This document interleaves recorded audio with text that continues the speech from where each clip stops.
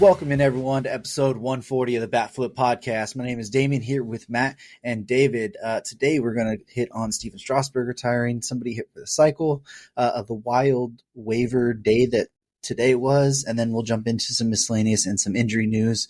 But before we get into all of that, David, how are you doing this week? I'm doing all right. Had a little bit of a long weekend. Missed a day of work. There was some illness, but we're good now. Should be a good week going forward. Been able to watch the Cubs, watch some racing this weekend. Daytona week is always good and fun. Also, NASCAR returned to Milwaukee, which is a place I hate right now, but it's not because of the racetrack. It's because of the baseball team. And the Cubs have a big series this week against the Brewers, so we're hoping for some success there. But early returns are not that great, so hopefully things start to go a little bit better here through the rest of the week. How you doing, Matt? Doing pretty good. I've had a pretty good week so far. I'm kind of tired because I'm having to stay up late every night because the Braves are on their West Coast trip. But yeah, everything's been going good. Just watching some ball and hanging out. Looking forward to college football starting this week, and starts on Thursday, and be down at the Auburn game on Saturday, and then have a long weekend too. We got Labor Day on Monday, so happy Labor Day to everybody, and we'll get going here. How are you doing, Damien? Buddy, college football started this past weekend. All right. Well, I mean, it's true, it did. All right. Did you stay up until midnight watching the Hawaii at Vanderbilt game in the construction zone? Very much did, and I'm going to a game at that stadium later this year, and I'm not excited. Bring your hard hats, pal, because nobody walks out of the construction zone. It's just a fun thing that me and Adam were talking about this weekend during the game. But, I had a fun weekend. It was fantasy football draft weekend for me. Had a big get together at one of my coworkers' house, made a punch of food that was very, very good, and drafted a team that's obviously going to win because, whenever anyone drafts, they think their team wins. But overall, it was really fun watching college football and watch the Dodgers win a lot. So I'm excited to get into this one because there's some wild stuff that has happened just over the past 4 or 5 hours as we were recording this. So let's go ahead and jump into other things, and then we'll get to that here in a little bit. But kind of start off on a little bit more of a somber news with the news this past week that Stephan Strasburg is going to have to retire from baseball due to his injury history, and he just can't bite the bug. And I think he's has a shoulder injury now that he just can't get away from. That's been for a couple years. So I still remember his debut, but what will you guys remember about Stephan Strasburg's career? I'll remember him for a lot of things. I mean, my team played against him a lot. He was very, very good. His debut was incredible. His 2019 run in the postseason. I mean, he's a World Series MVP. So, that was incredible. And, I wish he had stayed healthy. But, it happens with pitchers sometimes, and it sucks. But yeah, he had a very good career. I mean, he was probably on a Hall of Fame trajectory if he had stayed healthy after 2019, even, relatively healthy after 2019. But health was a problem for him his entire career, and it just happened to really get after him. And thoracic outlet syndrome is no joke. We've seen what it's done to different guys. So really hate it for Stephan Strasburg. I'm glad him and the Nationals were able to kind of come to a settlement, so he didn't have to keep kind of faking rehab, trying to get back on the field. Like, he could kind of. I mean, it was obvious he wasn't ever going to pitch again, and even if he somehow did, he wasn't going to be able to do it at a high level. So why try to kind of fake it? I'm glad they came to a agreement where they would pay the contract and he would, just go ahead and retire officially. So really sad news that he had to retire, but great career for him. He was in the big leagues for 12 years, so that's a pretty long career. And he's kind of one of those guys that the word that comes up with him a lot would probably be like almost. Like, this guy was almost on the generational, one of the generational pitchers. He was almost on that, Verlander, Scherzer, Kershaw, like that level, but he didn't quite get there because of the injuries. So unfortunate, but it happens, and we can remember him for some of the really good things he did. Yeah, I like, I like to talk about, the Hall of Fame case when we look at, someone who's gotten to the end of his career like this. And for Stephan Strasburg, obviously at age 30, you figured, this guy's probably a shoe-in, no doubt Hall of Famer going forward. He was on pace. He had like 37 wins above replacement. He'd been one of the best pitchers of the late 2010s for, the entire back half of the decade. He's a World Series MVP. It was kind of like all he has to do is pitch a little bit, and then he didn't pitch at all. So I think he'll wind up being short of the Hall of Fame, I think, pretty clearly. But the thing that you'll go out and remembering, a lot of people will remember is the contract, but hopefully they look past that and see the World Series MVP that led to the contract. And I think if you're Washington, you sign that deal every time. The fact that this guy just never got back to being on the field is in no way his fault, right? It's just a freak thing, and it's disappointing because Strasburg was really, really good. And I remember his debut. That's the kind of thing that it gets evoked a lot as one of the best debuts of all time, and I think it'll go down kind of as exactly that. So Stephan Strasburg was really good, anchored a really good Nats rotation. Yeah, other than that, it's just disappointing that it has come to this because it was pretty clear he wasn't getting back. Yeah, and it's just the level of talent he had was incredible, and he's going to go into one of those tiers of the Brandon Roys, the Greg Odens, and stuff. Like, if only they could have stayed healthy for their entire career. I mean, David Wright's another one too. Tim Lincecum. Tim Lincecum. Like, you're going to get this if only they could have stayed healthy. It was a joy watching him, and I wish him all the best moving forward. He had some phenomenal games and moments in MLB, but it's going to be sad to see him go, and especially due to like the thoracic outlet syndrome and stuff. So Matt Harvey's another one that you can throw in there, and it's the same injury. Yeah. It's kind of what we're seeing with even Syndergaard a little bit too. Yeah, for sure. Got the stuff right now, but so let's go ahead and jump over to our next thing, and that was that Jose Altuve hit for the cycle last night in Boston. I know he did it. The last hit he needed was the homer, and he hit it over the monster. So very fun moment there. But Jose Altuve hitting for the cycle. Yeah, that was really cool. The fun thing about that is it's his first one, and he had a game 3 or 4 years ago where he needed a triple. He hit a ball in the gap. He was going to get the triple, and he tripped running around the bases, and it ended up being a double. And so he lost his cycle on that. I don't know if y'all remember that play, but that kind of, he lost it on that. So it's kind of a little bit of a vindication for him because he did get his cycle. And he's the type of player that, he's got pretty good power, and he's got speed and makes a lot of contact, gets a lot of hits. Like, he's the type of player you would expect to hit for cycles.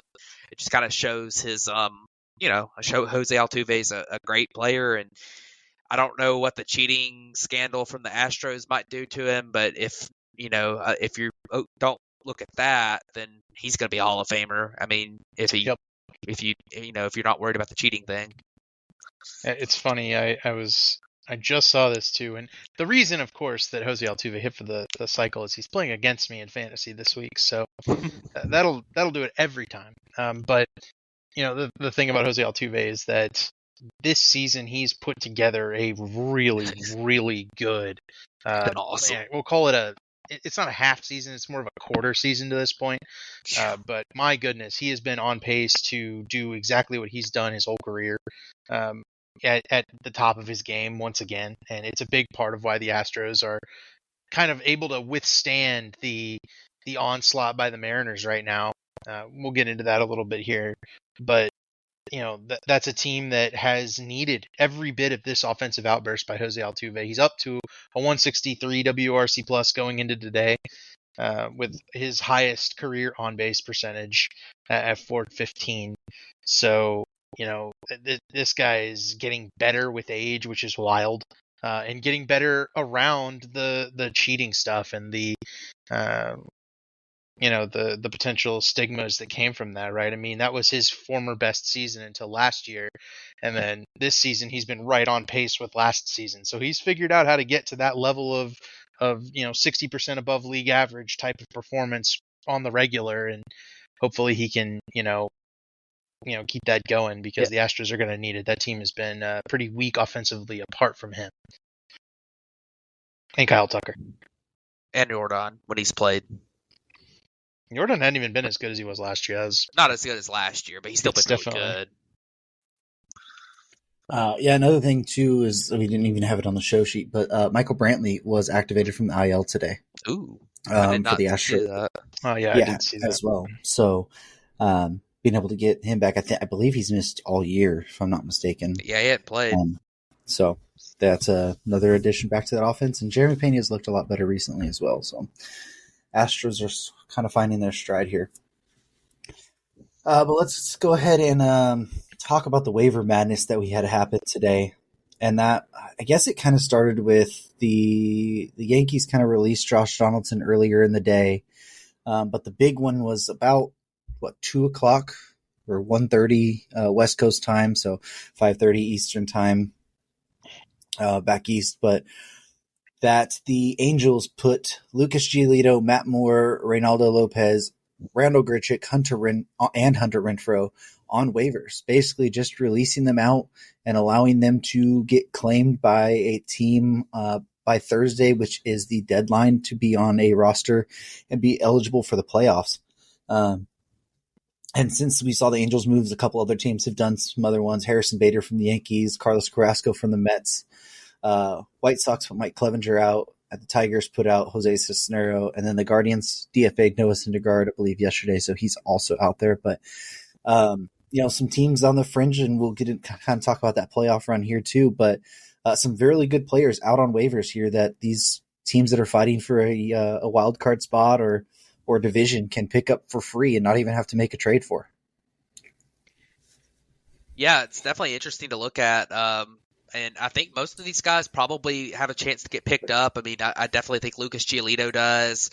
All the relievers on the list do. I could see Randall Grichuk getting picked up. Hunter Renfroe, I think, will get picked up. Bader will for sure get picked up by somebody. I don't think Donaldson will. I really don't think Carrasco will. He's just been so bad this year. Clevenger, maybe. His ERA is good, but his other numbers have been horrible. Like his peripherals. And then I don't think Syndergaard he might sign a minor league deal next year. I don't think if he even wants to pitch. So, it's definitely been interesting, and we'll talk about, the races up here in a couple minutes, the close races. But it'll be interesting to see which players might be able to get one of these guys. Because if you're on waivers, obviously you have that order, the waiver order, and the teams that are on the fringe are going to get the first shot to claim these guys. So the Reds need pitching. Well, there's a starting pitcher now, so we'll see what happens with that. But I think it's a good move for the Angels to try to get under the luxury tax and let these guys go find their way onto a postseason roster. If they can possibly get under the tax. I mean, the Yankees, Donaldson, they didn't want to play him when he came back, so they figured they'd go ahead and release him. I don't know why they're getting rid of Bader. I guess they called up that rookie the other day, Pereira. So, the other guys, a lot of these are just teams wanting to get looks at young guys and getting rid of the struggling veterans or veterans that are free agents at the end of the year and trying to clear their money if they can. I did see that somebody said that the Yankees are also considering promoting Jason Dominguez. So maybe that's another reason for the Bader thing as well. But weirdly enough, Randall Grichuk is playing for the Angels right now and hit a homer. So I saw him playing earlier today. I was like, who knows about that? I think waivers you're still on the team until you're claimed or released. I didn't think so. Yeah, I'm pretty sure. That's the difference between just putting someone on waivers and DFAing them is that, you don't have they're still on the roster while they're on waivers. So, if someone doesn't claim these guys, they'll just keep playing them probably, or Like No. If you're waived, you get released at the end. But Yeah, that's what I thought. I didn't think you could still play. But I think until that happens, I think they're still part of the organization. But I could be wrong. They about apparently that. have to waive them today, and if Yeah. they're on the active roster and playing on the game, it wouldn't count until tomorrow, I would think. Yeah. Well, they have to Okay. waive them today that's it. because of because the deadline for being on Yeah, it's a Thursday. postseason roster is September 1st. So But the day's already counted if your game started. right. Maybe So that's if it. you can't waive them after, I wouldn't imagine. I don't know. No. It's weird. But anyways, David, go ahead. Yeah, a very important one, I think, for the fringe teams right on the border, right? I mean, you're looking at two teams in the Cubs and the Reds. The Cubs do not know who's starting on Saturday right now. They have quite literally no one. They called up, they have a doubleheader Saturday, and they called up Jordan Wicks this week. We'll talk about it in a little bit, but they're running low on starters, and boy, wouldn't it be nice to be able to bring up Lucas Giolito, who spent a lot of his career in Chicago, and bring him over. Thing is, I don't think he's getting to the Cubs, and I don't think most of these guys are going to make it to the Cubs. And you look at a lot of the Matt Moore, Reynaldo Lopez, and Jose Cicerno are, I think, the three guys that are genuine big impact guys for a major league bullpens at this point, whom are just they all could have been moved at the trade deadline. Angels decided not to sell. I think they traded for Reynaldo Lopez, and the Tigers ended up not finding a partner for Cicerno, who's got bad peripherals but got good stuff. So I like whoever picks these guys up. I think the Marlins will be in, Giants will be in, Diamondbacks, Reds, Cubs. For the AL, that's less obvious. I think all three AL West teams are going to be interested in this. The Bats could, I think, probably head to the AL West. All three of those teams are probably looking for an extra hitter. So, this could get really, really interesting. Just depends on the record, right? I think it's in terms of inverse record for who gets to claim these guys first, and it's a big advantage for the teams that are a little bit further down. So maybe the Padres step in and try to add some more and make a run. Who knows, right? So I think the Padres are dead. I do too, but they might not. The other factor here to consider is that a lot of these teams are either close to the luxury tax or they're really, really far away from it, like the Marlins and the Reds. Cubs are buffering up right against it, so their ability to make a move here may be kind of limited. Yeah, and that's part of the main reason why apparently the Angels are doing this is to try and get under the luxury tax threshold for this year. So if any of these guys get claimed, I think if they would get under barely if any of them are claimed, or if two of them are. I think is what it is. I'll have to None of them have a big salary. Yeah, I think Giolito's like 1.2 or something, but yeah. Anyway, so while we're talking about these races here and who could potentially claim them, well, why don't we just look back at the standings here for a second? And the real big change that we've had happen is that Seattle has now overtaken the Rangers to take the AL West lead. Texas and Houston are tied for second, only one game back there. And then the wild cards, we still have some pretty close races here with Cincinnati, San Francisco, Arizona, and the Cubs. I think they're all separated by like 2 games from the wild card right now, and the Cubs are the second wild card, and then Miami's just a game back behind that, 2.5 back of Arizona. So some fringe teams right there that could potentially be on the lookout, at least for the wild card. But what do you guys think about the AL West with the Mariners now taking the lead of that? Yeah, the Mariners have just been on tear, and I mean it has coincided with the Rangers have just played really poorly lately, which has been it's kind of been unfortunate for them. But yeah, the Mariners have been on a tear. Julio Rodriguez has been by far the best player in baseball over the last month, and I think he would even be in that category of over the last month he was better than Ohtani. Like he's been that good. And they're playing the A's tonight. So and for 3-game series started last night, so that's going to help the Mariners as well. But the Astros have struggled with their pitching a little bit lately. Hunter Brown's come back to earth. Christian Javier's having a rough year. And then JP France gave up like 12 runs or something the other day in the first inning or something. Like, it was pretty crazy. But I think that and the Rangers, man, they just got to. I don't even know what the Rangers bullpen has been a problem. Chapman's still been really good, but like they're just not winning close games right now, and their bullpen's blown a bunch of saves, and it's been rough for them lately. So the Mariners right now, I mean, they look like with that pitching staff, that's a dangerous team. They got 4 or 5 pitchers that could. They probably got 5 guys who could make a postseason start, and you feel really good about it right now, which is crazy. Yep. I got a lot of, and part. This has also coincided with Julio Rodriguez's tear, right? Like, him being the best player in Major League Baseball over the last 2 weeks, hitting, 558 with a 323 WRC plus. That's the coinciding factor. And then sitting fourth on that list is Teoscar Hernandez, who's bashed 5 home runs, and Cal Raleigh's also got 5 home runs in the last 2 weeks. So that their offense coming to life is kind of coincided with their hot streak, and it's being led by Julio Rodriguez, and I think it's giving that team a lot of confidence. We talked about them being the team of destiny last postseason. I think they might be that again, because they've played all season like a team that we all went, man, they could really be better than this. And here they are playing really good baseball down the stretch, right when it matters, right when you need to go in there and win a division. This team is picking it up and doing it. I do think this will be a playoff team, and it will be a dangerous playoff team come October. Yeah, looking at the playoff odds, they now have a 40% chance to win the division, basically 1 percentage point back at the Astros. They have a 7% World Series odds now, which is, I mean, that doesn't sound high, but that's high. One of the higher ones, yeah.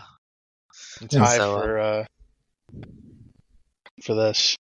Yep. Yeah, so we were talking about the Julio Rodriguez month, and saw on Twitter earlier on August 3rd, Julio Rodriguez's line was batting .248, 17 homers, and 26 stolen bases. As of today, he's batting .286 with 24 homers and 35 stolen bases on the year. So in that little bit of time, he's raised his batting average 38 points, hit or stole 9 bases, and what is that? Hit 7 homers.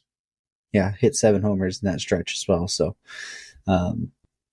it's about the line of what we would expect Julio Rodriguez to kind of put up, is what you're finally seeing here. But what other races are you guys kind of eyeing here as we're getting ready to start September? When it comes to divisions, I think the AL West is the big one, but the AL East is still very close. The Orioles have a 2.5 game lead on the Rays. And the Orioles just lost Felix Bautista, which I guess we'll talk about a little bit more later, but that's a team that, has been holding on, most of the year, and just keeps winning. So they do have a little bit easier schedule the rest of the way than the Rays. And, the Rays have kind of weathered the storm that they had with all the, couple of awful weeks with the injuries and then the Franco situation, and they've kind of stayed in there. So that's what I'm kind of watching, is to see who gets that win, because, that's a big deal who wins that division. Whoever loses has to go play a 3-game series against a team that's probably one of those AL West teams. So, which, that's not going to be easy. I mean, if you lose that, if you're the Rays and you finish in second, well, you get to go play the Astros, like, for 3 games. So that's a big deal winning that division. And then I'll let David talk a little bit, I guess, about the NL Central. But that one's kind of starting to look like the Brewers right now. Yeah, I mean, the Cubs have head-to-head games against the Brewers. Yeah. And, they're going to need to win the head-to-head games point blank to keep it a race. The last series of the season is a 3-game set against the Brewers as well, between the Cubs. So we will know by then whether or not those games matter. But if the Cubs can keep it within 3 games, they'll be in enough, close enough shape that will come down to mattering. But the way they're playing, yesterday they lost and today they're up, but Justin Steele got hit on a comebacker, so the Cubs can't really afford any more pitching depth hits at this point. I worry about their potential there for winning the division, but I think the NL wild card race is going to be the very interesting one. You've got, I think, 6 teams fighting for 3 spots: Phillies, Marlins, Cubs, Reds, Diamondbacks, Giants will all be fighting for 3 spots. That's going to be a dogfight, and the Cubs have a bunch of games against the teams in that group. So either they'll earn it or they won't, right? But those teams are all going to be kind of playing each other a little bit. Cubs and Reds have a set against each other coming up too. And they're all separated by just a couple of games. So that's, I think, the biggest race so far. And then the Blue Jays are on the outside looking in right now. Yeah. They need to keep pace with the Rangers and the Astros because those are the 2 teams I think they're chasing for that last AL wildcard spot. So it's 4 teams for the 3 spots in the AL right now and 6 teams for the 3 spots in the NL. Yeah, you mentioned the Blue Jays, and I think that team is... they got some problems. Bo Bichette is on the IL. I think Matt Chapman's on the IL, isn't he? He is. That's their 2 best players, and their next best players are Whit Merrifield and Brandon Belt by WAR. So, that's been, and then of course, no offense to Whit Merrifield's had a good year. He's over 2 WAR, and Brandon Belt. Brandon Belt's been really good, a 132 WRC plus, but they need somebody. I mean, Springer hasn't been playing very well. He's basically been a league average hitter. Vlad Jr. has been just very mediocre. I mean, he hasn't been mediocre at the plate, but I mean, he's been the worst defender in baseball, not named Kyle Schwarber, and he plays first base, and he's got a 116 WRC plus. Like, he's been okay, but this team needs offense. And their pitching's been pretty good, but I don't know. I don't think they're better than the teams ahead of them, honestly. So, yeah, I mean they have some real issues in the stretch run. You just lost 2 of your best players, and they still have some real question marks on that team. So, just going to be here with the stretch run and what the Blue Jays can do without Bichette and Matt Chapman, so it'll be something to watch. So let's go to, we had a couple more call-ups this week, so let's go ahead and jump to those real quick. The first one being with the Cubs calling up left-handed pitcher Jordan Wicks. I believe he made his debut on Saturday against Pittsburgh. Is that right, David? It is right, and he was really good. He gave up a homer in his first batter, and everyone was kind of like, oh no, right? But he settled in through 5 innings, 9 strikeouts, and just 2 hits, including the 1 home run. So he was very, very good. And this is a guy who it looks like he's right out of the 1980s. He's got the goggles. He's a glasses pitcher, and baseball has not had a good glasses pitcher since the days of Kevin Gregg. So it's nice to have one back, but hopefully Jordan Wicks can keep it up. He's got good stuff. Everybody kind of, when he got drafted, he was kind of compared to a lighter version of John Lester, a guy who throws a cutter and a changeup from the left side. Ought to be able to go in there and just throw strikes. That's what he did in his debut, and then he was able to get a lot of strikeouts, a lot of swings and misses with that changeup. So I think he'll be a good pitcher. I don't think he's an ace or anything. I don't think he's going to set the world on fire, but I think he can go in there and give you 5 to 6 good innings. And the Cubs desperately need guys who can do that right now. I mean, they're hurting for pitching depth. So Jordan Wicks, really good little pickup there. Yeah, he should help them.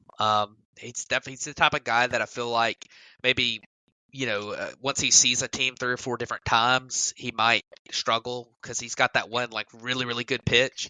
But he might be one of those guys that, it's going to take teams seeing them, a few different games to adjust to him. So he might be a guy that has a really good month here at the end of the season and is able to help him a lot. Yeah, hey, and Zach Gallen is a glasses pitcher, David. Put some respect on his name. There you go. Zach Gallen, Jordan Wicks, your glasses pitchers. We need one from the left side.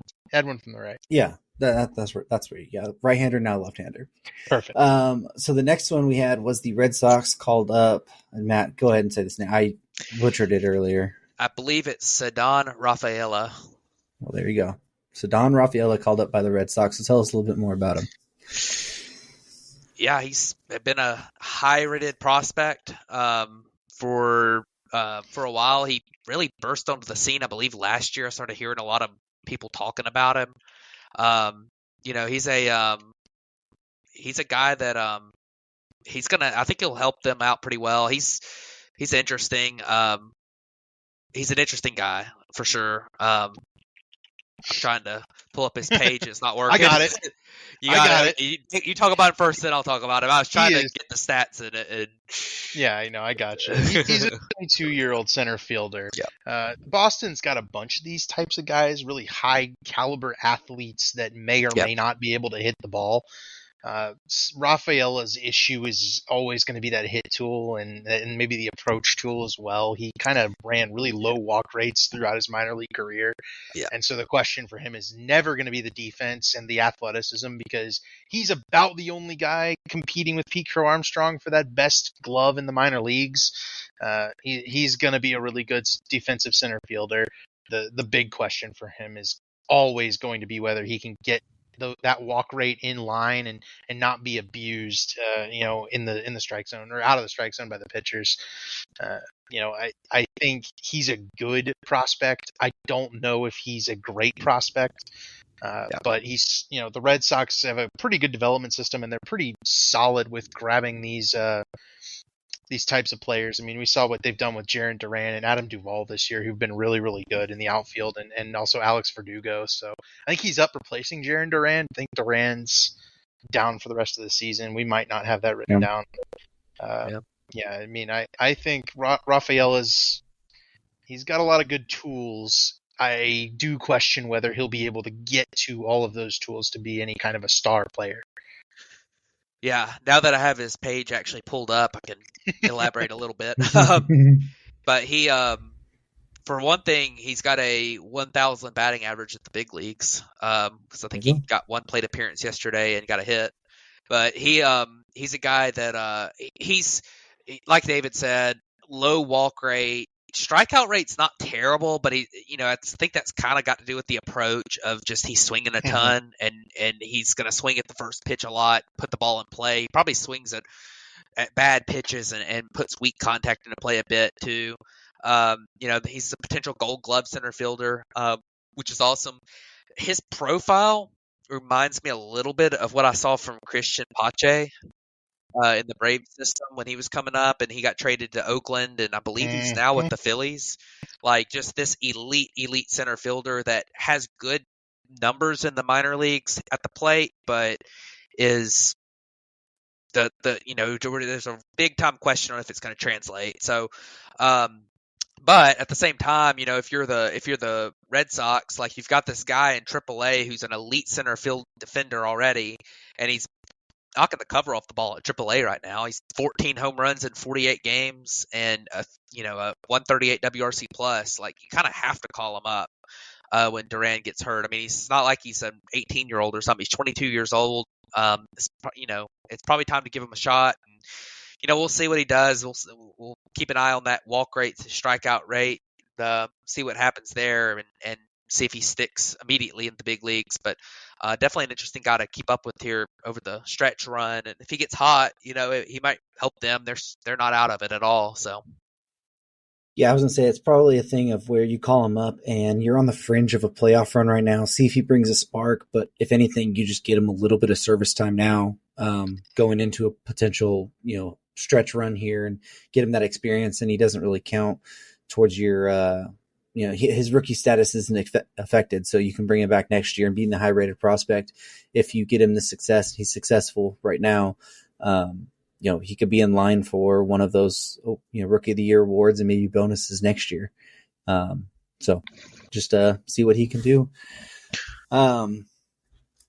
So let's go ahead and jump to the other big story that we had, and that was that it happened this last, Wednesday is when it was? Wednesday he came out of the game with with what was announced as arm fatigue, and later found out that it was a partial tear of the UCL, and that is, of course, none other than Shohei Ohtani.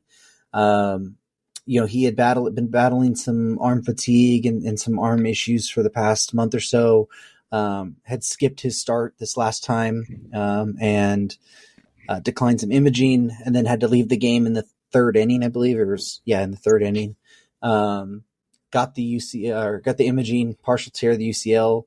Has not decided what's he going to do for surgery wise, and he is still hitting right now, but definitely an obvious blow to not really the Angels because they were kind of out of it, but going to be what was going to be one of the more fun free agent, or probably the funnest free agent saga we were going to have this offseason. Maybe it's affected a little bit by his ability if he does have to have Tommy John surgery or something, but Shohei Ohtani is going to be probably out with arm surgery at some point.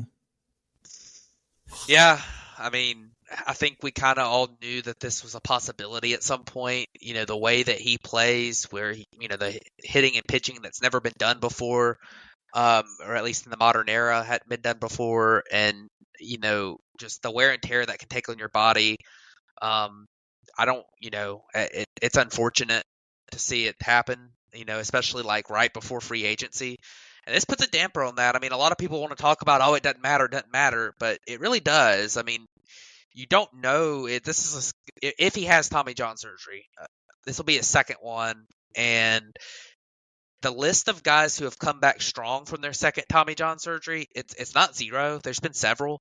I mean, we see some guys right now, like Nathan Eovaldi has had 2 Tommy John surgeries, and he's been really good. Like the reports sound like Walker Buehler after his second Tommy John coming back has looked pretty good. I believe like his stuff looks good.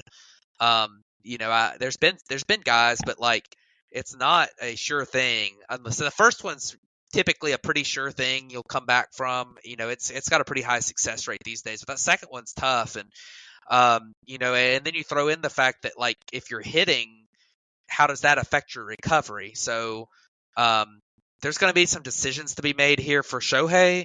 There's going to be teams trying to decide. It throws an even bigger wrench into the value of Shohei and what he's worth to teams. And I mean, it's tough. I'm very interested to see what happens here, with what happens in free agency. But man, it really just sucks to see Shohei get hurt. He's such a talented player. He means so much to baseball right now. Seeing him get hurt just sucks. Yeah. So the discussion from last Wednesday, as I recall it, revolved around what does that contract turn into, right? I think that's going to be the question on both all the major league teams and all of us fans' minds is how does this turn out? Let's just say the worst happens and Shohei can't pitch anymore. What does that contract look like? Well, Shohei's still the best hitter in baseball, not named Aaron Judge. If you're going on a pure like rate basis, like on the given walks, given power, given the Statcast page, he and Aaron Judge pre-free agency, like the 3 years pre-free agency, Aaron Judge went 140 WRC plus, 150 WRC plus, 209 WRC plus set records, and got a $360 million deal. Shohei is going to be 150, 141, 180 with he'll hit 50 homers this year probably, presuming he stays and continues to hit the rest of the season. So, he's probably going to get around that deal just as a hitter, and nobody paid. The Yankees are not paying Aaron Judge to play the field, and eventually he'll have to probably DH for them. So I don't think the DH factor of Shohei Ohtani is really all that big of a deal in this contract, right? I mean, he's still going to be one of the best hitters in baseball this year. He's got 6.4 wins above replacement. But it was always the allure that he could also be a top of the rotation starter that made that contract look like a 500, a 600, a $700 million contract to a single player, because he could occupy two spots on your roster with one roster spot, right? He could occupy your starting pitcher spot and your DH spot, and then you would be able to have a more flexible roster around him because of that fact. If that is off the table or in jeopardy at all, the contract's going to look different, and the pursuit in free agency is going to come down to what teams are getting the most creative with their offer. I think the way this contract winds up structured is some kind of right around $400 million guarantee, and then a escalator for how many innings he pitches per year, and a lot of escalators and incentives for pitching. And I think this is going to, in fact, it might even make some more teams interested, because you're getting him at a relative discount just based on how much he can pitch, because that's an unknown now. Whereas before, you'd be expecting him to go in there and do what he's been doing every year, which is kind of unrealistic, but it's what we were all thinking about anyway. So, I like how this sets up for it to be more competitive. Before, we were hearing like it was probably just going to come down to maybe 3 or 4 big market teams, but maybe some other teams are more interested in paying for the amount of pitching they get for Shohei, rather than just paying for the best hitter in baseball and a great pitcher. So hopefully it turns out that he doesn't need surgery, because obviously if he's getting a second opinion, then he's trying to hunt down one of those treatments that maybe can regrow that UCL a little bit, and hopefully he can make that happen. But I think we all kind of feel like he's going to end up having to have surgery and maybe miss next year in terms of pitching, but he'll still be an effective hitter. So it's just a matter of whether or not he can get back to pitching. The one thing about him for next year is that if he does hit through the end of the year this year, and then gets Tommy John surgery, he might miss the start of next year at the plate. I know, Bryce Harper missed the first month or so of the season this year after he had Tommy John surgery last offseason. Of course, his Tommy John surgery was a little bit later because of the playoffs and going to the World Series, but still, he missed about a month, but that was also a record recovery. And this is Shohei's second, and it's a guy who wants to pitch, so the recovery is different from Harper, who just throws in the outfield. So we'll see what happens with him being able to hit every day. If he wants to continue pitching and he gets Tommy John, I know he did it the first time where he got Tommy John and then he hit that year, but we'll see what happens there. But hopefully they make a quick decision on it, and a well-informed decision, obviously, but hopefully they make a quick decision on it so that he can get ready for next year if he does have to get surgery. Right, and obviously we don't know what the partial tear aspect of this is.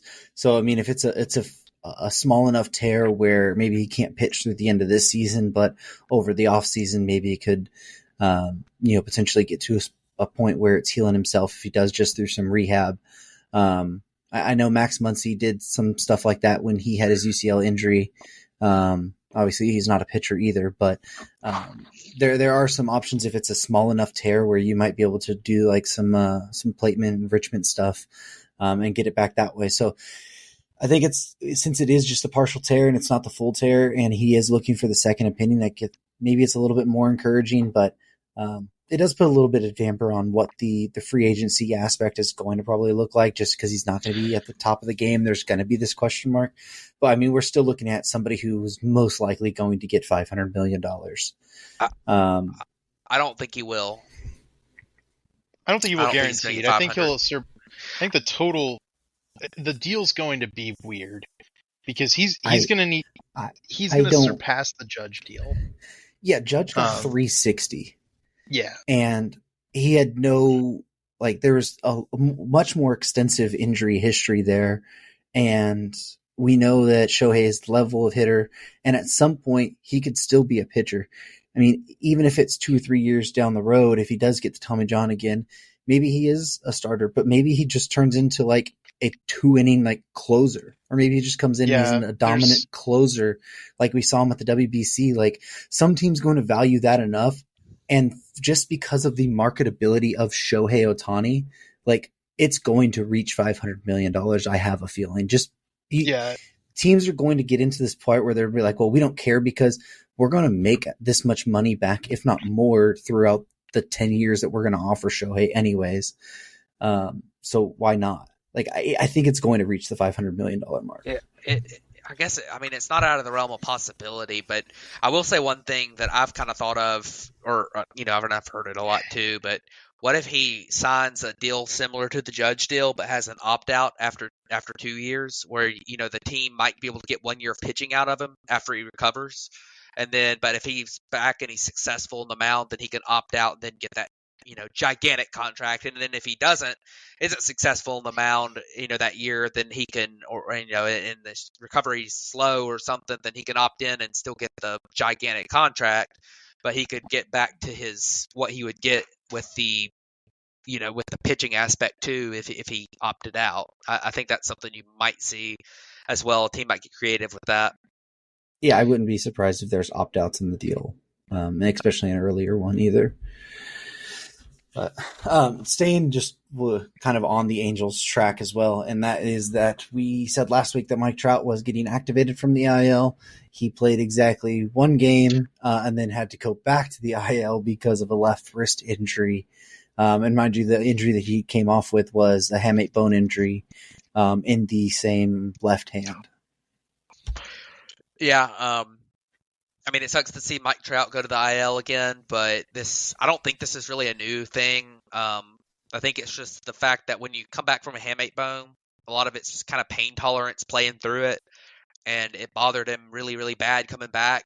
But, with the Angels theoretically not really eliminated, he was going to give it a go, and then he played one game in which Shohei got hurt, and when Shohei got hurt and couldn't pitch, and they lost again, and the pain was really bad, I think the Angels just said, go ahead, shut it down. So I don't really think this is a new thing. I think this is just him. It's tough to come back from hamate bone, quickly. So, I hate it for Mike Trout. This is a guy that he's been hurt a lot lately. And it sucks because he's one of the best players in baseball still. So, really hate to see him go back down. Yeah, it's disappointing. Anytime you're losing Mike Trout to an injury, it's pretty disappointing. But it does, maybe it doesn't. But I do wonder if Mike Trout isn't on the block to some degree by the Angels this offseason. If they end up losing out on Ohtani, I kind of wonder if they won't try to capitalize on Trout while there's still maybe some glimmer of hope there.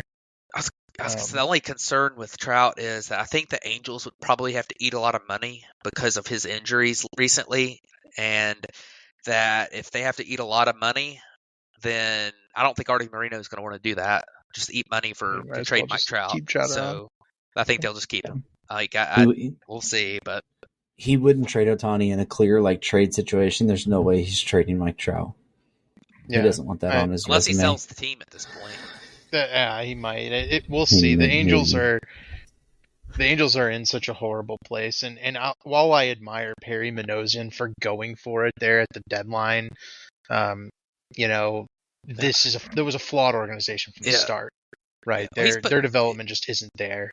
Yeah, he's just put in a bad situation because the owner's telling him go for it, we're gonna win, we're gonna try to win, don't trade Shohei, and he knows that's a bad decision, but he's like, well, if we're going to go all in, we're going to go all in and do what we can. So, I get it for him. It really is unfortunate for him because he's probably going to be a fall guy for it. It sucks. It's kind of like the Astros are going to make, when a bunch of these deals that Crane's made by forcing them on forcing these deals on the GM, and then they lose the West for the first time in forever.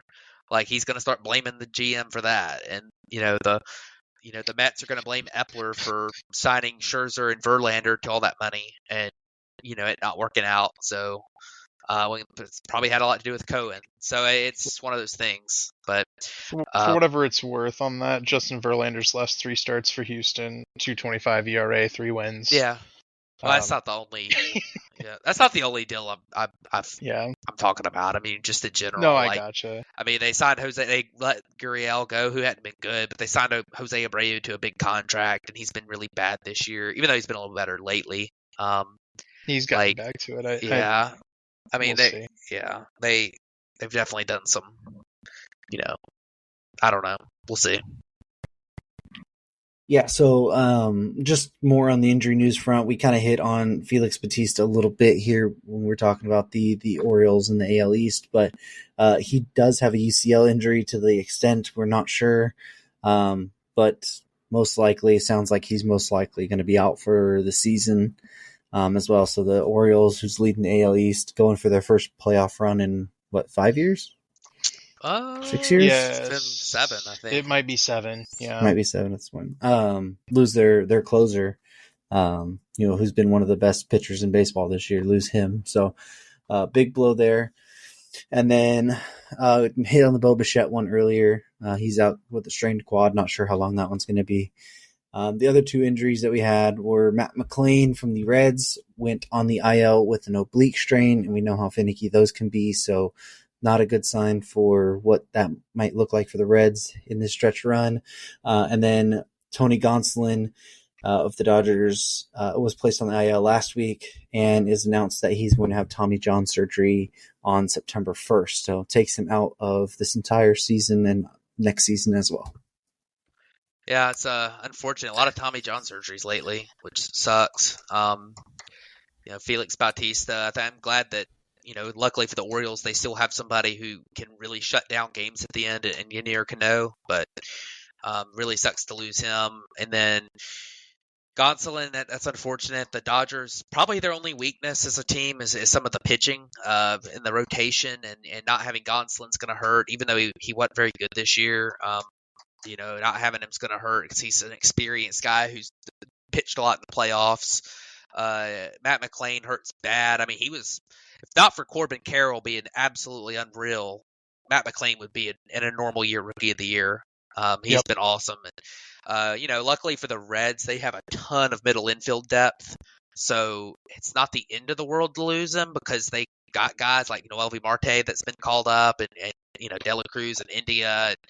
They got all kinds of guys in the middle infield. But losing Matt McLain really hurts them because he's been so good. Bo Bichette, I mean, like I say, that team just, it's, there's a lot of problems with that Blue Jays team right now. And they're not looking great. Yeah, Bo might be a death knell for the Blue Jays if he doesn't get back to it. The one saving grace is that we just talked about a bunch of bats come available, right? Between Hunter Renfroe, Randall Grichuk, potentially one of those could head down to head up to Toronto if they make it through waivers. Yeah. So, as for Cincinnati, Matt McLain was the guy that was really annoying when I've been watching them play against the Cubs a lot this summer. I mean, Ellie got a lot of the hype because of the power, because of the speed, but Matt McLain was the guy who was consistently sitting at a 130 WRC plus all summer. And yeah, like you said, Corbin Carroll just is going to run away with the Rookie of the Year, but Matt McLain is going to get top 3 votes, and he's going to deserve every single one of them. Hey, just saying the Blue Jays have a hole open at third base, and Matt Chapman went down, and the third baseman got released today that used to play there. That'll be interesting. Possibility. Oh, we didn't say anything about Gonsolin too. It's frustrating. I saw a tweet the other day with a graph of, there's been a lot more Tommy John surgeries this year than any year but 2021, the year after the 2020 season that got wiped out and that was weird, and then there was the lockout. So people were trying to relate it to the pitch clock. I don't think that has anything to do with it. You look at a lot of these guys, right? Bautista, Shohei Ohtani. Those are guys who throw 102 miles an hour. Those guys are always at risk for injury. I don't think that we're at a weird number.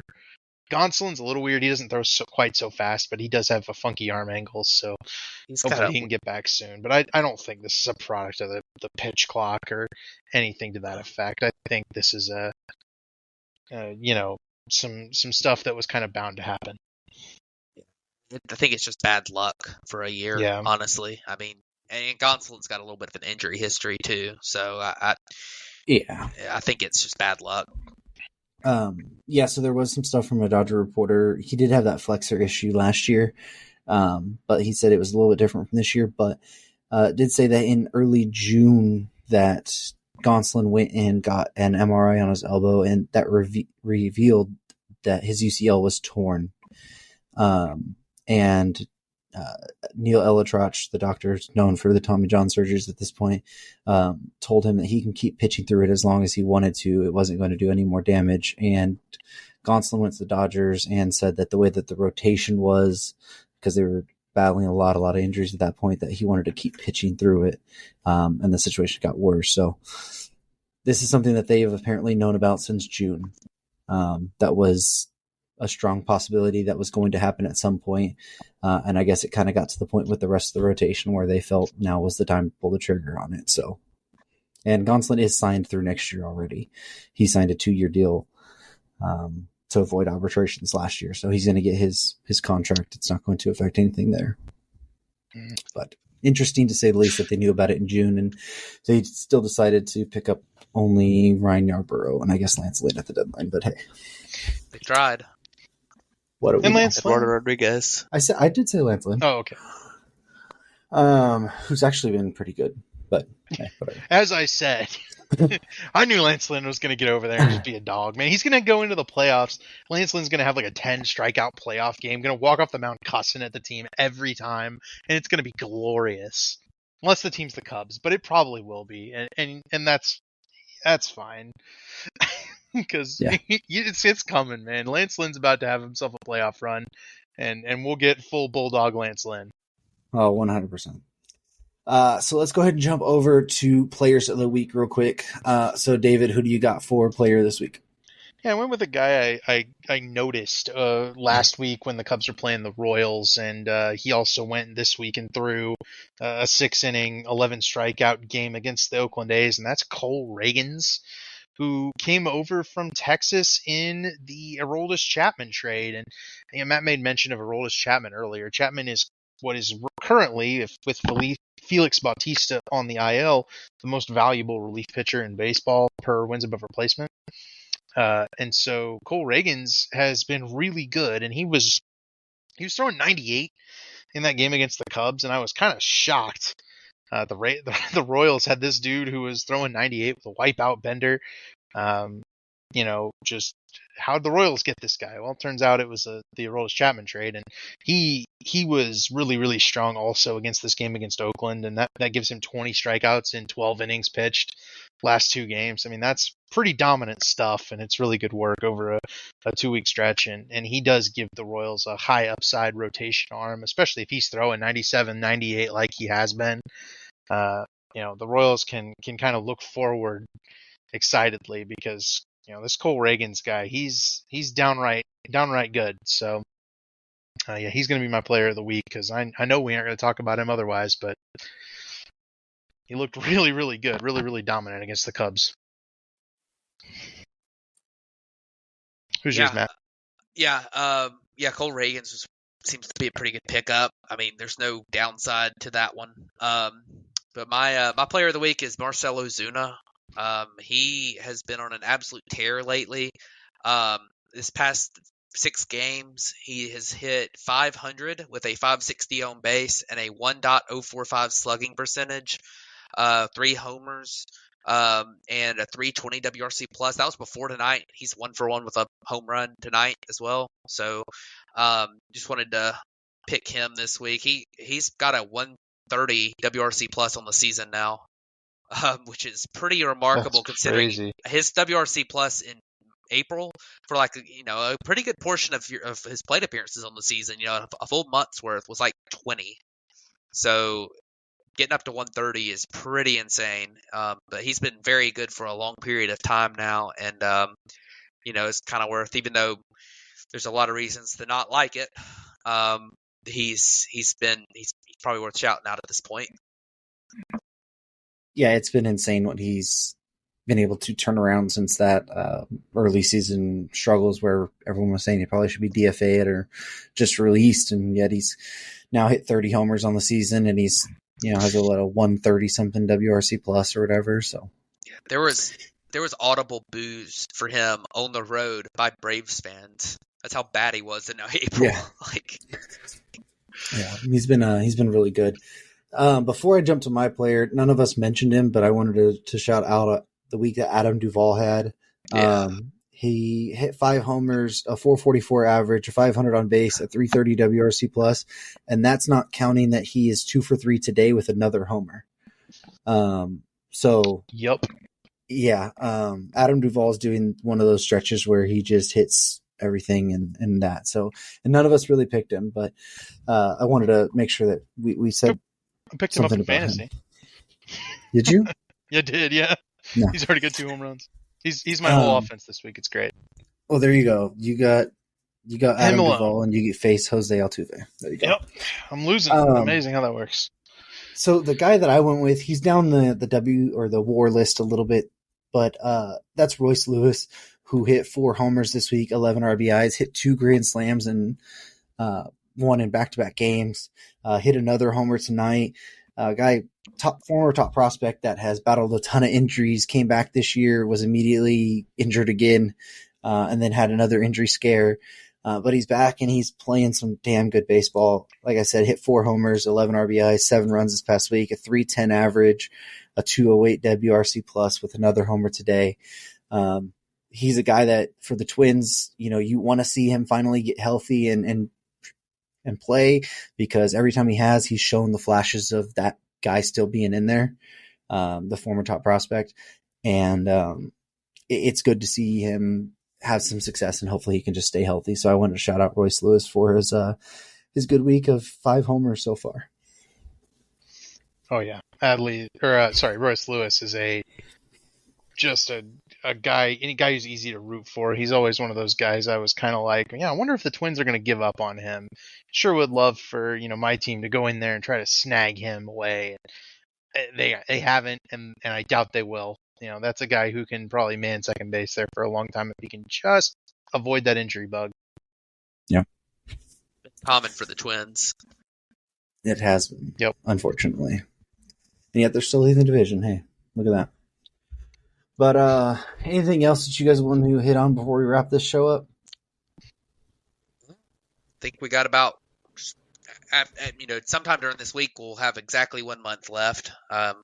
So, our next episode will be within the last month of the season, and these playoff races heating up, and teams posturing for where they want to be when they get to the postseason. The Braves, Dodgers, to a certain extent, the Blue Jays and Rays, and some of these teams that just have, and the Twins, kind of figuring out exactly how they want to structure things going in. And then you've got teams like all the NL Central and all the AL West to fight for their lives right now. So definitely going to be an interesting close to the season, and it's exciting. I'm ready to get into it a little bit more. Yeah, I'm excited for awards. Oh, go ahead, Davey. I was going to say Friday is the 1st and the season ends on the 1st. So as of Friday, there'll be officially 1 month left.